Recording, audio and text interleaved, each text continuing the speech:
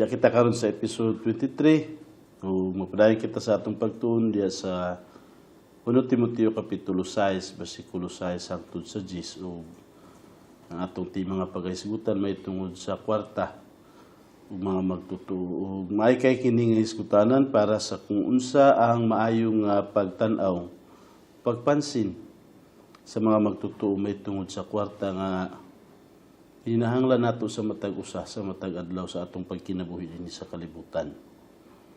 Diya una kita sa atong mga balikon. Sa miaging episode nagtuon kita may tungod sa mga nagtudlo og sukwahi, mga sayop nga doktrina. Katong gapanudlo sa lahi nga mga doktrina kaysa tudlo sa Dios diha sa iyang pulong.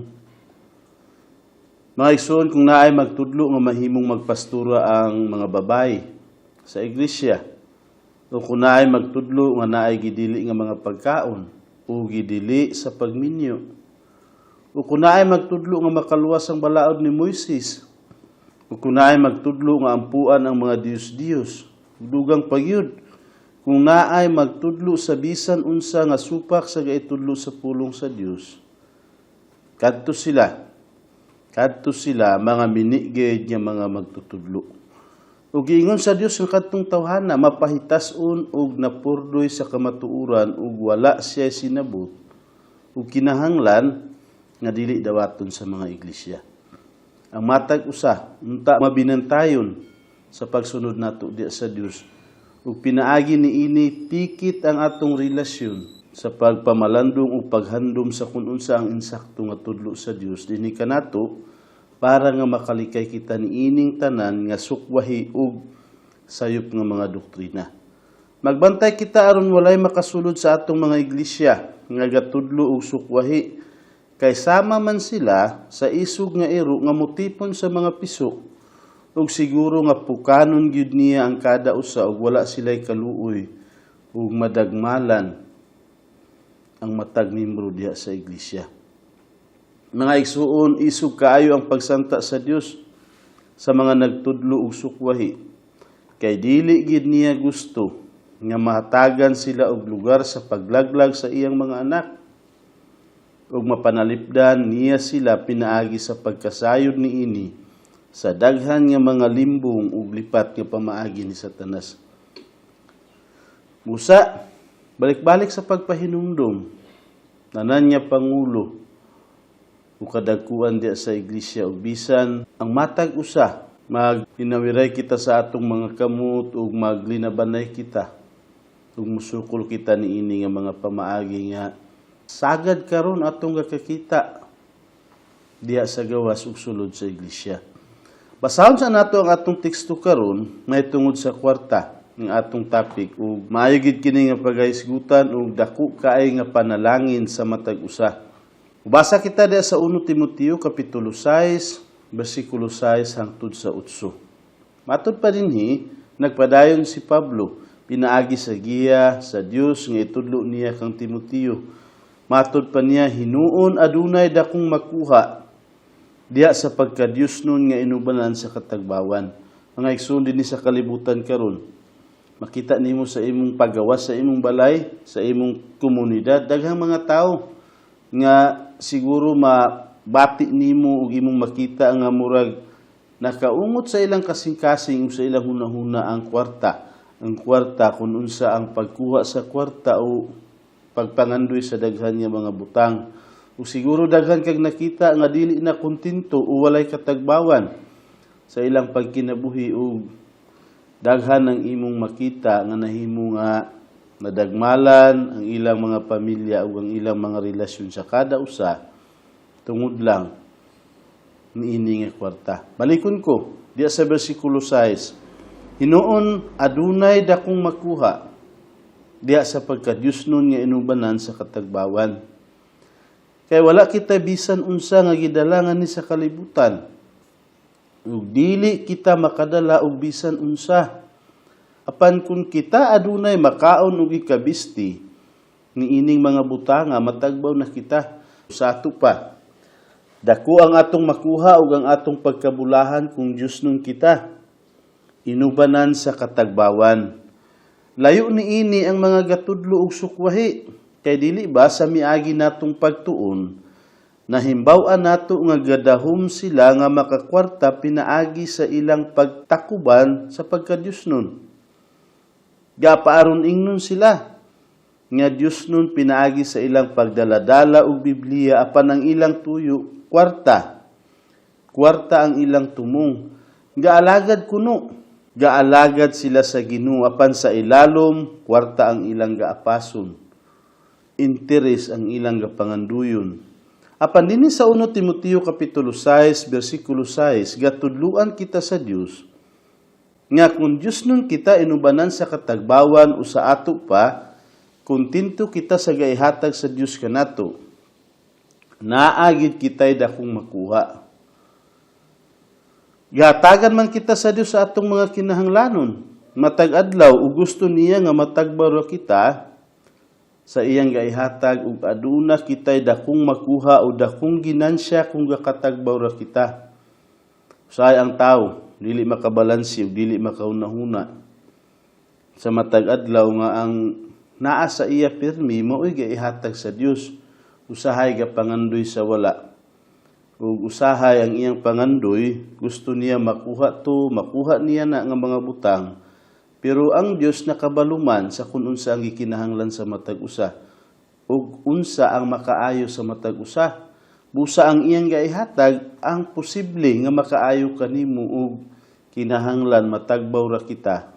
Uban sa kalipay ug naay kalinaw kahusay nga gikan sa Ginoo kay nasayod kita nga mauray gusto niya nga pirmi kita makapasalamat ug makasalig sa matag adlaw.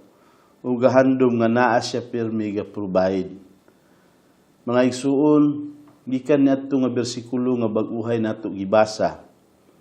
Nakakita kitang tanan ug bata nga bag-o gipanganak. Ug saksi kita nga walay iyang dala nga ni sa kalibutan. Wala pa gani siya ngalan sa iyang pagkahimugso. Walay bisan usa. Pag-abot niya dinhi sa kalibutan, hubo gani siya. Ug mauray buhat niya ang paghilak. Ug klaro nga ato kining nasaksihan. Ug kitang tanan nakakita og mga patay nga gilubong. Ug saksi kita nga wala sila dala sa ilang pagbiya sa kinabuhi. Hinuon usahay naay padala nga mga butang kun ilubong apan kutob lang kadto sa lubnganan. Dili nila madala kung asa sila ibutang sa Ginoo. Gakadunot gani ang ilang lawas apil ang mga butang nga gipauban kanila diya sa lubnganan. Busagikan ni ini nga kahimtang nga klaro nga gikan sa pulong sa Ginoo. Mahuna-huna nato. Kinahanglan magkinabuhi kita diya sa Dios nun uban sa katagbawan. Kung may katagbawan lang unta ang tao sa pamilya nga gaihatag kaniya sa Ginoo, ug may katagbawan usab siya sa gaipakaon ug gaipabisti kaniya sa Ginoo, aduna siya dakong makuha o dakong ginansya. Ngano malipay siya ug kontento sa kun unsa ang anaa kaniya. Mao'y pinaka-importante. Makatulog ta sa gabi, makamata kita, gatrabaho, inubanan sa kung unsa ang gusto sa Ginoo, kung unsa iyang ihatag makapasalamat kita hangtod sa sunod na pud adlaw. Mga igsuon gikan niini nga punto, may tungod sa pagkinabuhi nga Dios nun uban sa katagbawan. Dili man kini gapasabot nga undangan nato ang atong mga trabaho o pagpaningkamot. Kay kinahanglan baya kita og kwarta nga ipalit sa atong mga kinahanglanon. Apan gapasabot kini nga kinahanglan gakatagbaw kitang tanan bisan kun dili nato makuha ang atong gatingwaon sama pananglitan para sa kuha. Tao ko, naagiapoy pangandoy. Bisan sa imo naagiapon kay pangandoy nga gusto nimo makuha ni nga mga butang. Pero gikan ni ini nga pagdasig sa Ginoo nga gigamit niya si Apostol Pablo para kang Timoteo. Gusto sa Ginoo nga kung dili nato makuha ang mga butang nga atong gusto kinahanglan nga matagbaw kita ug magpadayon kita sa pagka-Dios nun sa atong pagkinabuhi dinhi sa kalibutan. Mga igsuon ang tanan dinhi sa kalibutang mga butang raman. nga usahay ihatag sa Ginoo, usahay po dili. Pero unta mabati nato nga kining tanan, dili mo importante sa atong pagsugako dinhi sa kalibutan. Ang pinakamaayo, simple nga kinabuhi, uban sa pagsunod sa kung unsa ang gusto sa Ginoo para kanato. May katagbawan kita sa kung unsa ang naa dinhi kanato. Abi ninyo mga igsuon, pinakamaayo nga kahimtang karon, kung unsa ang imong kahimtang karon, mo'y pinakamaayo nga gihatag sa Ginoo. Abi nimo igsuon, kung gakalipay ka o gakatagbaw ka sa imong pamilya, sa imong asawa, sa imong bana, sa imong mga anak, sa imong mga gakanon o sa imong mga bisti nga gaihatag sa Dios, diya kanimo dako kini nimong ginansya. Dako kaayo nga ginansya. Kinahanglan nga dili nato pugson ang Dios ug dili kita magdemanda kaniya. Apan maningkamot tinuon kita sa pagtrabaho alang sa atong mga pamilya ug kun unsay itugot sa Dios nga atong makuha diri sa kalibutan, dawato nato uban sa pagkakontinto. Mao kini ang sekreto mga igsuon sa kinabuhi nga puno sa katagbawan ug kalipay. Kinahanglan kita nga magpasalamat sa daghan nga mga butang. Ubakot kita sa buntag, makapangapi nga adunay kalipay uban sa pamilya, asawa, makatrabaho uban sa kalipay hangtod makauli uban sa kalipay kay naa ang Ginoo. Ang sikreto niining tanan, katagbawan. Magbasa sa kita sa mga bersikulo nga gahisgot may tungod sa pag-atiman ni Hesus kanato. Ug kini nga mga bersikulo gamit kaayo. Ug daghan nga mga tawo ang gaikinabuhi nila kini. Ug tudlo kini sa matag usa nga kamulo pa gakalibog ug gakabalaka may tungod sa kun unsa ang iyang ibisti, kun unsa ang makaon, ug gahandom sa kun unsa ang iyang ugma. Kini nga mga bersikulo makadasig ug makatabang pag-ayo. Diya sa Mateo kapitulo 6 bersikulo 25 hangtod sa 34, si Jesus mismo ang gasulti niini uban sa iyang mga tinun-an ug daghan nga mga tawo ang nakapalibot kaniya. Matud pa niya, busa sultihan ko kamo.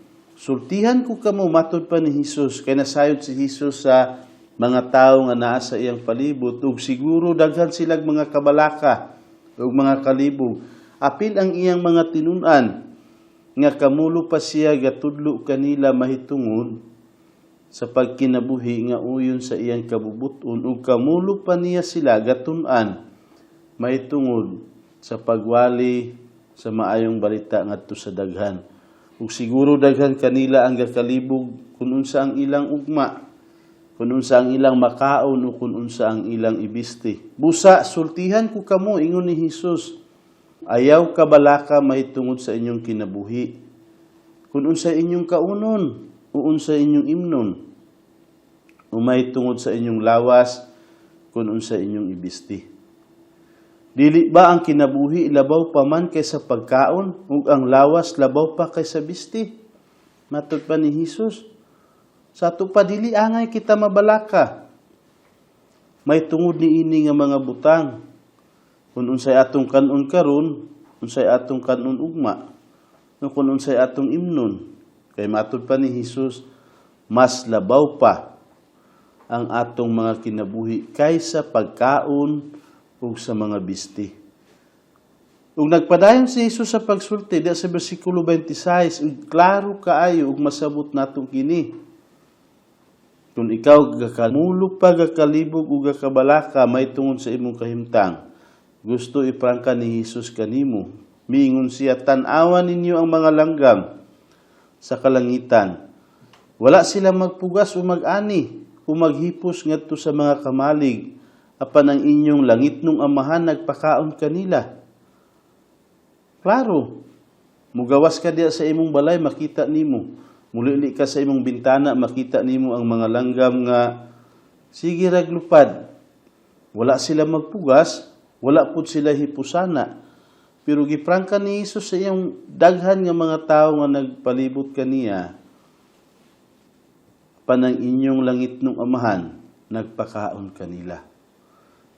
Dili ba labaw pa man kamo og bili kay kanila? Kung atong mahinumduman, gibuhat niya ang tao. Gusto niya nga mahimong suod nga higala ug makabaton og maayong nga relasyon diha kaniya. Espesyal kita nga tao. Giatiman gani niya ang mga langgam, kita pakaha nga mga tao ug mga anak niya. Bersikulo 27, ug kinsa man kaninyo ang makadugang ug jutay sa gitas-on sa iyang kinabuhi pinaagi sa pagkabalaka. Wala. Ang madahom hinuon nato, mas mumubo ang atong kinabuhi tungod sa pagkabalakaha. Ug siguro bisan ang pag-atiman sa atong kaugalingon dili nato mahimo. Tungod kay napuno kita sa pagkabalaka sa bisan unsa nga butang nga dili gani kita makahatag niini. Pero ang atong langit nung amahan nasayod man ug nakabalo niining tanan. Bersikulo 28, ug nganong mabalaka man kamo may tungod sa bisti. Palandungan ninyo ang mga liryo sa kaumahan. Giunsa nila pagtubo. Wala sila maghago o magkalinyas. Sa ato pamrigisgutan ni Jesus ang may tungod sa mga bulak dito sa kaumahan nga wala sila maghago, wala sila magkalinyas, apan tan-awa ang ilang mga hitsura, mga nindot kaayo. Ug nag-ingon gani siya sa bersikulo 29, apan sultihan ko kamo nga bisan pa si Solomon sa tibuok niyang himaya, wala gani makabisti sama sa usa kanila.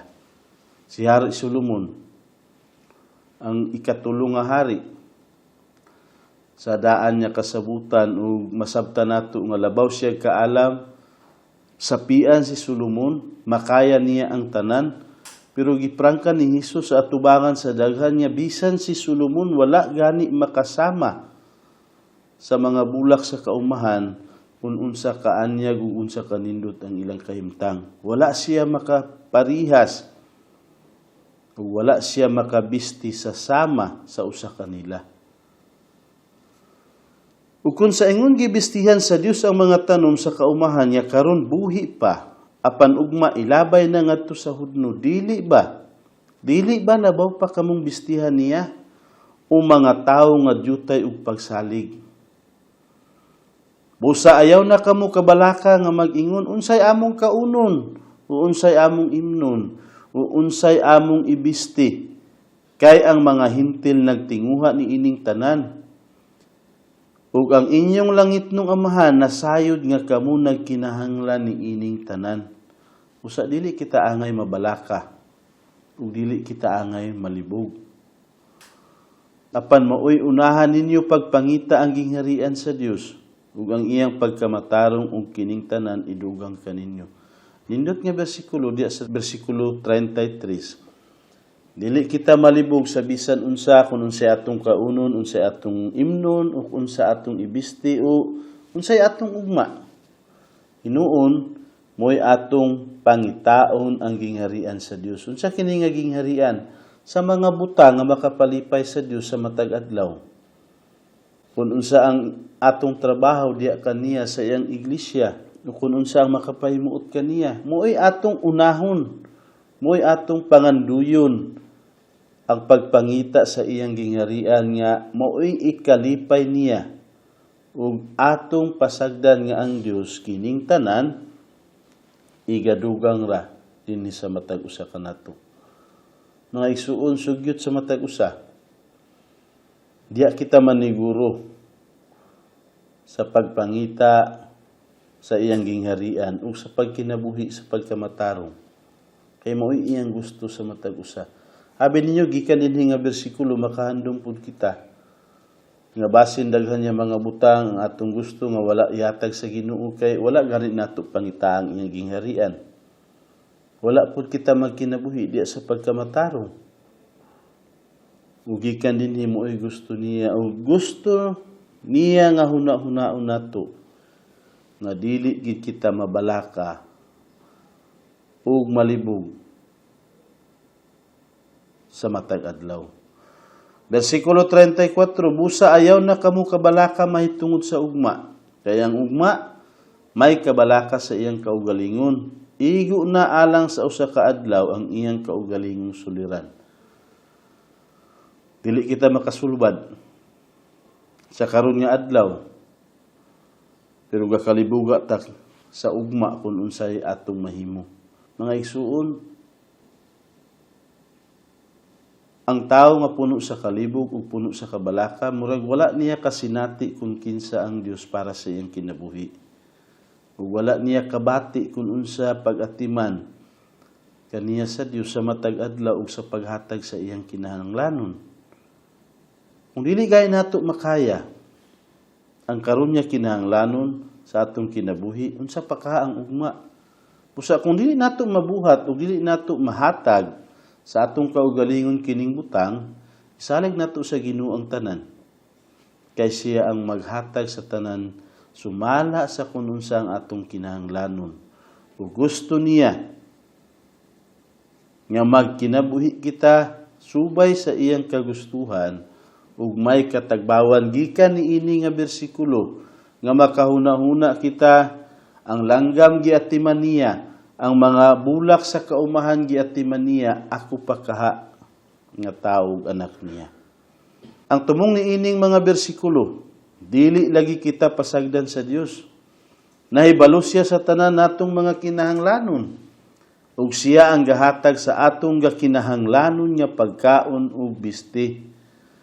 Busa dili kita malibog sa bisan unsa kay nagatiman si Hesus kanato. Mo'y klaro nga kahimtang ug pagkasulti. Ang uban kanato gahatagan sa Dios ug daghan-daghang mga kwarta ug mga butang, ug ang uban iyang gahatagan og gamay nga kwarta ug mga butang. Apan kining tanan sibo sa iyang pagbuot ug katuyuan. Ug ayaw kabalaka kung unsa ang imong kahimtang karon, apan salig lamang sa atong amahan ug pagkuntinto sa iyang gaihatag kanato. Balik ko nato pagbasa ang teksto nga atong gatun-an karon sa 1 Timoteo kapitulo 6. Balik kita sa pagbasa 1 Timoteo kapitulo 6, bersikulo 6 hangtod sa 10. Inoon adunay dakong makuha diya sa pagkadyusnon nga inubanan sa katagbawan. Dako gyud kaayo. Kay wala kitay bisan unsa nga gidalangan sa kalibutan ug dili kita makadala og bisan unsa sa atong pagbiya niini nga kalibutan. Apan kung kita adunay makaon og ikabisti niining mga butanga, matagbaw na kita. Mao ang Dios nun niya pagkinabuhi. Ug ang tinuod mga igsuon, wala man kita makulangi sa mga bisti. Gani uban niya mga tao nga gadubli ang iyang mga bisti. Gatisek pa, gakot pa, nagakalibog pa. Sa daghan niya mga bisti, pero nanubra na gani. Busa, maklaro nato. Giatiman kita sa Ginoo. Apan kung kita adunay makaon ug ikabisti ni ining mga butanga, matagbaw na kita. Ug diha sa bersikulo 9, apan sila nga maikagon nga mahimong dato, kadtong gusto nga mahimong dato ug basin sa ilang tibuok kinabuhi, mooy gusto gyud nila nga mahitabo sa ilang kinabuhi ang mahimong dato daghan og salapi. Matud pa dinhi, mga hulog ngadto sa pagpakasala, ngadto sa laang, ngadto sa daghang binuang, ug makadaot nga mga pangibog nga nagunlod sa mga tawo ngadto sa pagkagunob ug sa pagkalaglag. Mao kini mensahe sa Dios para kanimo ug para kanako usab. Nga unta matiman-an nato. Daghang mga tawo nga mao'y nahitabo kini kanila. Nagawa sila sa kung unsa ang gusto sa Dios para sa ila. Ug nangandoy sa mga butang nga hangtod gani ang ilang pamilya, ang ilang relasyon ngadto sa Dios. Una nagdistansya ug hangtod gani nga nawala sila sa pagsunod kaniya. Mga igsuon, makita man nato karon sa atong aktual nga kahimtang, makita nimo sa iglesia. Naay mga tawo nga ilang gipamahala ang ilang pamilya. Nagtrabaho dito sa layo para sa ilang pamilya. Ug pag-abot sa laing nasod, nagbuhat og laing pamilya. na ay asawa, na ay bana, gibiyaan sa ilang kaugalingon nga nasod, pero pag-abot sa laing nasod nga iyang gitrabuhuan, nagbuhat og laing pamilya. Lisod, di ba? Ug hangtod nga nagunob ang ilang pamilya ug nalaglag kini ug wala na mabangon pa. Mao kini ang atong timan-an kay reality kini nagakahitabo sa kada usa. Kaya ang paghigugma sa salapi mao ang gamot sa tanang pagkadautan. Ug tungod sa maong pangibog, may mga tawo nga nahisalaa gikan sa pagtuo ug ilang giduslak ang ilang kaugalingon sa daghang kasakit. Paghigugma sa salapi mao ang gamot sa tanang pagkadautan. Nadili man problema kung mangwarta ta, sumala sa atong kinahanglanon. Pero kung mo'y ipapuno nato sa atong kasing-kasing ang paghigugma sa salapi, na siguro ang salapi mo'y mudala sa imo. Kung asa ang salapi, muadto ka, wala nimo mabantay, ang imong kinabuhi nagkadaot na hangtod nga ang kwarta na mo'y nahimo nga gipakadyos nimo ug maoy nakahimo kanimo nga dautan ug gani ang imong kaugalingon na dagmala na sa daghang mga laang ni Satanas ug daghang mga kasakitan. Sa ato pa, delikado ang paghigugma sa salapi. Nganong delikado? Kay maoy gamot sa tanang pagkadautan.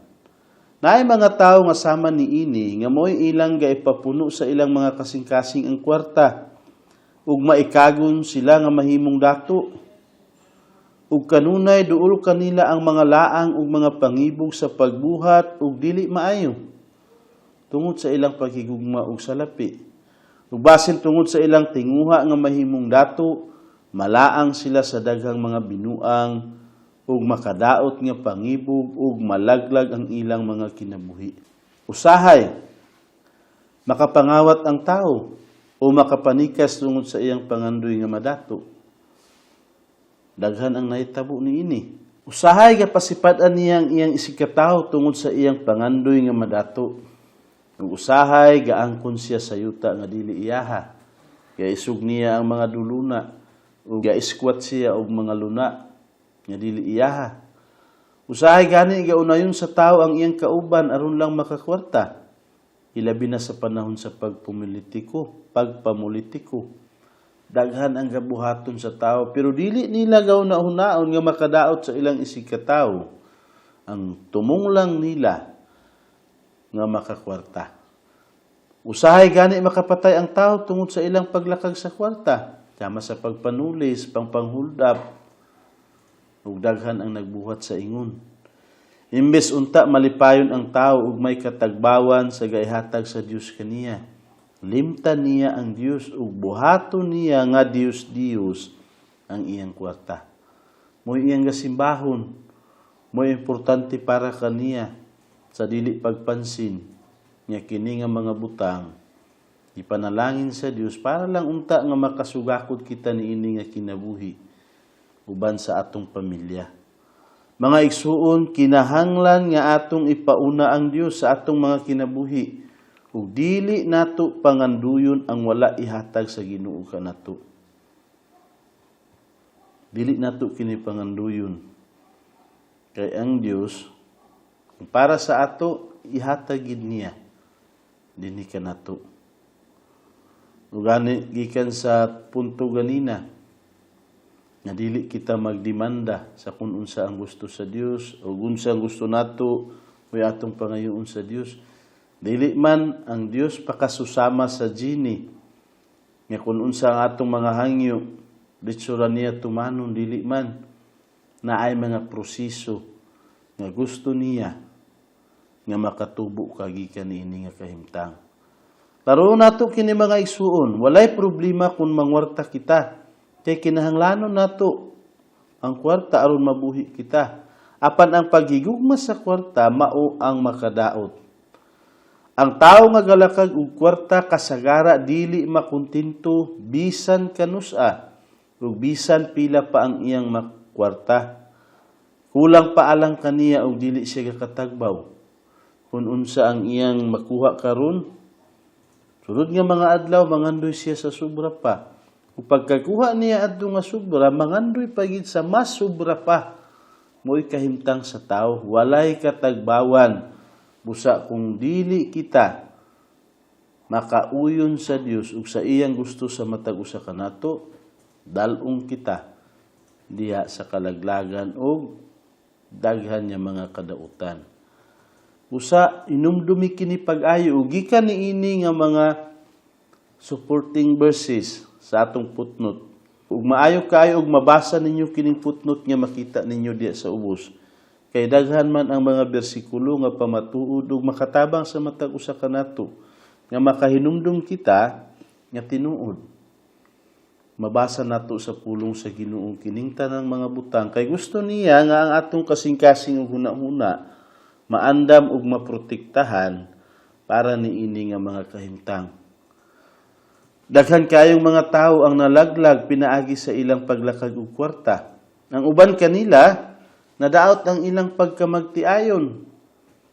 Kay siguro ang asawa kontento nga kinabuhi ang iyang gusto apan ang bana gusto nga mahimong dato. Ug hangtod nga gipamahala niya ang iyang pamilya o basin vice versa ang asawa mo ay gusto nga madato ang bana kontentura ug nadagmalan ang ilang kahimtang nga mag-asawa. Ang uban kanila nadaot ang ilang pagtinagdanay sa ilang mga anak o sa ilang mga pamilya. Siguro ang isa focus sa pagpangwarta ug wa na gani panahon diya sa iyang pamilya. Ang uban kanila daghan ang nahimo nilang mga kaaway tungod ra sa paglakag og kwarta. Kay basin daghan na nga mga dautan nga binuhatan ng ilang gabuhaton para sa ilang isigkatawo ug nahimo nga mga kaaway niya. Ang uban kanila gakahadluka ug kinahanglan og mga security. Daghan siya kwarta ug daghan siya nahimong kaaway, musa karon nga kinahanglan siya tigbantay. Basta daghan ang naunlod ngadto sa kadagmalan ug kapildihan tungod sa wala nila pagkatagbaw ug tungod kay gapaningkamot sila nga maila ang wala ang damas sa Dios alang kanila. Mo'y usa nga tinuod nga nahitabo. Isuon ginansyado ka kaayo kung ipauna nimo ang atong Dios nga Amahan diha sa imong kinabuhi ug kung gakatagbaw ka sa iyang gihatag kanimo. Kuno'y pauna nimo ang Dios sa imong kinabuhi, makabakod ka kada buntag ug makapanamin ug malipay ka sa imong makita diha sa samin kay makakita ka og tawo nga matarong ug may katagbawan ug atimado sa iyang pamilya. Sama niini nga picture nga tin-aw ug hapsay uban sa kalinaw ang iyang panagway. Nga wala siya gahandumon nga mga sayop nga iyang nabuhat para sa iyang pamilya ug nagkinabuhi siya uban sa Dios nun ug may katagbawan. Apan kung mahimo kang mabintahaon nga tawo, nagalakaga ra og kwarta, maduslak nimo ang imong kaugalingon sa daghang kasakit ug kung manamin ka sa buntag, basin dili nimo magustuhan ang imong kaugalingon nga imong gakakita diha sa samin ug mabati nimo nga guilty ka sa tanan nga dautan nga imong ginabuhat. Ug nadaot nimo ang tanan nga maayo nimo nga kahimtang tungod lang sa imong pagukod ug salapi. Atong ipadayon ang atong hisgot para niini. May tungod sa Dios nun nga pagkinagbuhi uban sa katagbawan. Naay istorya og tinuod kini nga istorya may tungod sa tawo nga nag-imbento sa mga sakyanan nga ganganlan Ford. Nakita nato kini diya sa atong mga dalan, say makaagi siguro sa atong mga barangay ug dinhi sa syudad makita nato ug mga maayo gid kini nga pick up ug makasugyot sa mga mata ug kung naa kay kwarta siguro makapangandoy ka nga makapalit ka. Ang nakaimbento niini nga sakyanan kini nga Ford nga pick up mao si Henry Ford o gisangay kaniya ang ngalan niini nga sakyanan. So sa ato pa kini nga pick-up nga Ford ang iya ngalan, ang nakaimbento, ang ngalan niya si Henry Ford. Ug sa una, kini si Henry Ford, mekanikura. Apan paglabay sa pila ka panahon, nakaimbento si Henry Ford sa mga sakyanan ug nahimong dato kaayo. Apan abi ninyo, sa kadugayan nakatestimony si Henry Ford nga mas malipayon siya sa dihang mekanikura siya kaysa madato na. Ug makita nato kini diya sa Google ang mahitungod sa iyang testimony ug sa iyang pagsulti mahitungod sa iyang kahimtang. Nakatestimony si Henry Ford nga mas malipayon siya sa dihang mekanikura siya kaysa madato na. Kay ang tao manggod nga madato gauban sa iyang pagkadato ang daghan kaayo nga mga kalibog ug usahay matunok ang iyang kasing-kasing sa daghan kaayo nga mga kaguulan ug mga problema. Ug tinuod kini, ug dili lang si Henry Ford, daghan pa nga mga sapian ang nakatestimony nga sa panahon sa ilang kinabuhi sa una nga simple ra, maayo ug puno sa kalipay kaysa panahon nga madato na. Ang usa nga giibakak nilang Satanas kanato mao ang makalipay kuno ang kwarta ug makahatag og katagbawan. Apan mga igsuon, pagkakuha sa kwarta, dili mo'y tubag sa tanan. Mauray makahatag kanato og katagbawan ng atong suod nga relasyon sa tag-iya kanato nga mao ang atong Ginoo nga Dios. Makita nato sa atong kahimtang karon daghan sapian, pag-abot sa ilang pagsakit wala gani mahimo nga tubag ang kwarta nga ilang naangkon. Wala gani makauli sa ilang mga sakit. Ang ilang gapanganduyon dinhi sa kalibutan, wala maoy nahimong tubag sa ilang mga gikinahanglan kay ang tinuod, ang tanan, diha lang sa Ginoo. Ang galakaga og kwarta mahisama sa tawo nga gagukod ug hangin apan dili niya makumkum. Kinsa may nakakita karon sa hangin ug kinsay makahawid niini. Ug maoy usa nga masabot nato pag-ayo ang tawo nga galakaga ug gagukuda ug salapi dili niya mahawiran ug dili niya makakumkum pakasusama sa hangin nga dili niya makita ug di pud niya makumkum. Wala siya katagbawan may tungod niini nga kahimtang. Para sa atong pagpadayon, nisgutan nato ang uban nga maayo kaayo nga katun-anan. Gikan niining nga episode nga atong gihisgutan karon. Kini ang ubang kahibalo ug mga katudloanan nga maayo natong tipigan gikan niining episode nga atong mahuna-huna sa dili pa kita magtapos. Bulahan kita kaayo kung aduna kitay katagbawan ug kainsaktuhan kita sa gaihatag sa Dios kanato una nga punto. Bulahan ka kung naa kay katagbawan ug gakainsaktuhan ka sa kun unsa ang kada adlaw nga gaihatag sa Dios kanimo. Ikaduha ang paghigugma sa kwarta. Usa ka gamot sa mga kadautan diri sa kalibutan ug delikado ang kahimtang sa tawo nga magpalimbong sa kwarta. Kay basin matunok ang iyang kasing-kasing sa daghang kaguulan ug mga kalibog ug mga problema. Dugang pa, maalamon ang tawo nga gaipauna niya ang Dios sa iyang kinabuhi ug gasalig sa Dios alang sa tanan niyang mga kinahanglanon nga pagkaon ug mga bisti ug gapangita ug kalipay diha sa Dios.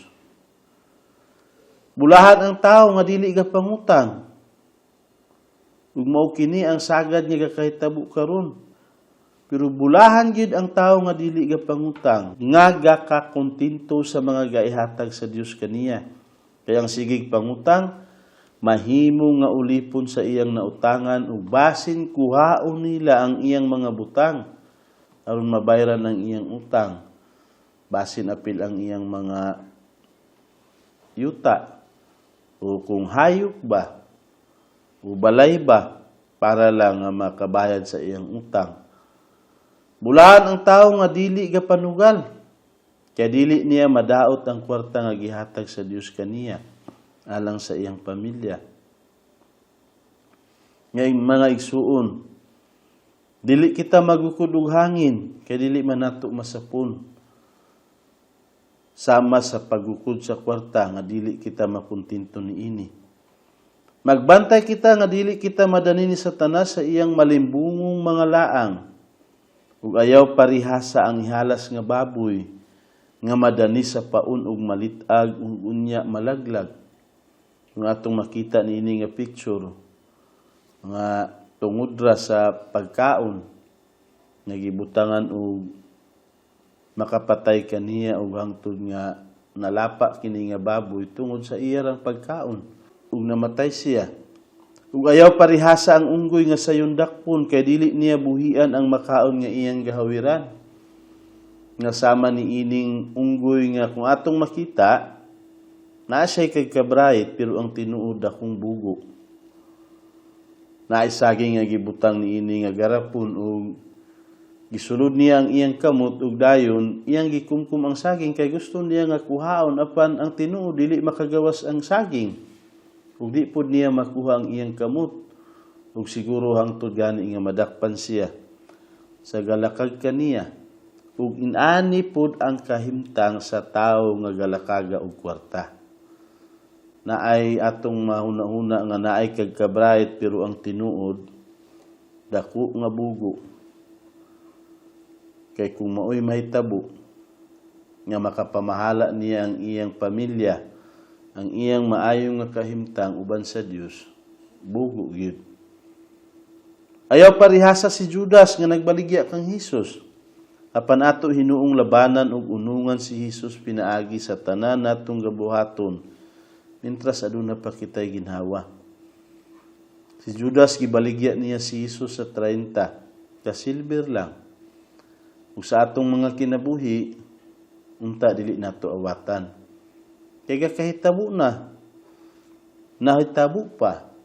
Sa daghan nga mga tumutuo nga pakabaylo nato si Jesus ang pagsunod kang Jesus sa salapi ug mga butang nga dinhi sa kalibutan.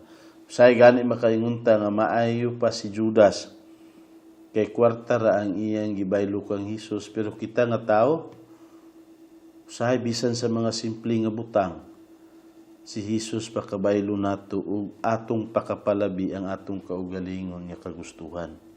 Busa mga igsoon gikan niini nga atong tema karon unta na panalanginan ka ug hunahunaa pag-ayo sa matag adlaw kung unsay gusto nimo nga pagkinabuhi. Kinibang pagkinabuhi nga alos maiya ang tanang butang apan layo sa Dios o kining simple nga kinabuhi nga may katagbawan nga kinabuhi uban sa pagpangita kung unsay kagustuhan sa Dios.